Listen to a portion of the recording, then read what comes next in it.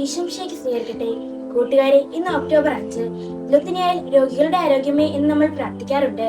നിങ്ങൾക്കറിയാമോ, 1992 John Paul രണ്ടാമൻ മാർപ്പാപ്പ സ്ഥാപിച്ച ആഗോള രോഗികളുടെ ദിനം അസുഖം മൂലം ദുരിതം അനുഭവിക്കുന്നവരോട് ദയയും ഐക്യദാർഢ്യവും പ്രോത്സാഹിപ്പിക്കുന്നതിനുള്ള ഒരു ദിനമാണ്.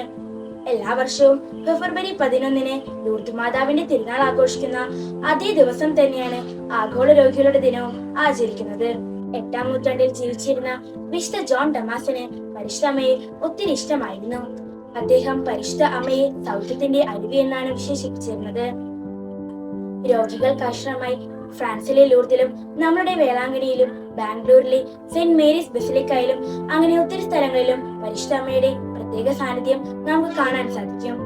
വിശുദ്ധ സൈമൺ സ്റ്റോക്ക് പരിശുദ്ധ അമ്മയെ മെഡിസിൻസ് ഓഫ് സിന്നേഴ്സ് അഥവാ പാപികൾക്കായുള്ള മരുന്ന് എന്നാണ് വിശേഷിപ്പിച്ചിരിക്കുന്നത്. ശതാധിപനായ ജയറോസിന്റെ അപേക്ഷ നേരിട്ട് കേൾക്കാൻ സന്മനസ്സായ രക്ഷകൻ തന്റെ അമ്മയായ രോഗികളുടെ ആശ്രയമായ പരിശുദ്ധ അമ്മയുടെ മധ്യസ്ഥം ഒരിക്കലും നിരസിക്കുകയില്ല. നമുക്ക് പ്രാർത്ഥിക്കാം. രോഗികളുടെ ആരോഗ്യമായ പരിശുദ്ധ അമ്മേ, ഞങ്ങളുടെ മനസ്സിനും ശരീരത്തിനും ഏറ്റുമുറിവുകൾ ഉണക്കുവാൻ അങ്ങയുടെ തിരുക്കുമാരനോട് ഞങ്ങൾക്ക് വേണ്ടി അപേക്ഷിക്കണം. നന്ദി. ജയ് ക്രൈസ്റ്റ്.